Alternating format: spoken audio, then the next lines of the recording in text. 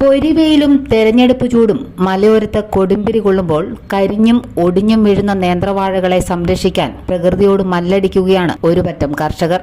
ഉളിക്കൽ പഞ്ചായത്തിലെ വൈത്തൂരിലെ ചെറുകിട വാഴ കർഷകരുടെ മനസ്സ് അന്തരീക്ഷത്തെക്കാൾ ചുട്ടുപൊള്ളുകയാണ്. ലക്ഷങ്ങൾ മുതൽ മുടക്കി ആരംഭിച്ച കൃഷിയാണ് ഇന്ന് എങ്ങുമെത്താതെ നശിക്കുന്നത്. കൂനമാക്കൽ തോമസും മറ്റു രണ്ടുപേരും ചേർന്ന് പാട്ടത്തിനെടുത്ത 4 ഏക്കർ സ്ഥലത്ത് കൃഷി ചെയ്ത നേന്ത്രവാഴകളാണ് കാലാവസ്ഥാ വ്യതിയാനത്തിൽ നശിച്ചുകൊണ്ടിരിക്കുന്നത്. കൃഷിയല്ലാതെ മറ്റു ഉപജീവന മാർഗങ്ങളൊന്നുമില്ലാത്ത ഇവർ ഇനി എന്തു ചെയ്യുമെന്നറിയാതെ കടുത്ത സാമ്പത്തിക പ്രതിസന്ധി നേരിടുകയാണ്. ഉളിക്കൽ പഞ്ചായത്തിലെ മാത്രമല്ല സമീപ പഞ്ചായത്തുകളിലും കർഷകർ കാലാവസ്ഥാ വ്യതിയാനത്തിന്റെ നാശനഷ്ടങ്ങൾ നേരിടുകയാണ്.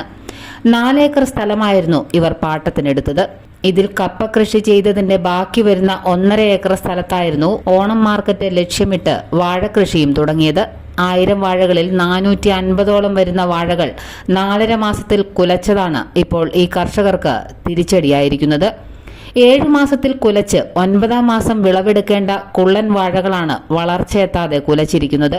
നേരം തെറ്റി കുലച്ച ഈ നേന്ത്രക്കുലകൾ മൂപ്പെത്തി ലഭിച്ചാൽ തന്നെ 3 കിലോയ്ക്ക് മുകളിൽ തൂക്കം ലഭിക്കില്ലെന്ന് കർഷകർ പറയുന്നു. ലക്ഷങ്ങൾ മുതൽ മുടക്കി കൃഷി ഇറക്കിയ തോമസിനും സഹകർഷകർക്കും മുടക്കുമുതൽ പോലും ലഭിക്കാത്ത സാഹചര്യം വന്നതോടെ ഇവരുടെ ജീവിതം പ്രതിസന്ധിയിലായിരിക്കുകയാണ്. നേരത്തെ കുലച്ചു തുടങ്ങിയതും അല്ലാത്തതുമായ വാഴകൾ ദിനംപ്രതി ഒടിഞ്ഞു വീഴുന്നതാണ് മറ്റൊരു പ്രധാന പ്രശ്നം. 150ഓളം വാഴകളാണ് ഒടിഞ്ഞു വീണ് കരിഞ്ഞുപോയത്.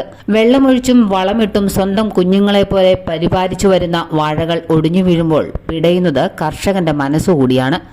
ചൂടുകൂടിയതോടെ ഒന്നിടവിട്ട ദിവസങ്ങളിൽ നനച്ചുകൊടുത്തിട്ടും ഓരോ ദിവസവും ഒടിഞ്ഞു വീഴുന്ന വാഴകളുടെ എണ്ണം വർദ്ധിക്കുകയാണ്. അവശേഷിക്കുന്ന വാഴകളെങ്കിലും രക്ഷിക്കണമെന്ന ലക്ഷ്യത്തോടെ വാഴകൾക്ക് നാട്ടുകെട്ടി സംരക്ഷിക്കാൻ ഒരുങ്ങുകയാണ് ഇവർ. അതിനുള്ള ചെലവിന് ഇനി കടം വാങ്ങണം. അവസാനത്തെ പ്രതീക്ഷ എന്നവണ്ണം അതിനുള്ള പണം സമാഹരിക്കുകയാണ് തോമസും കൂട്ടരും.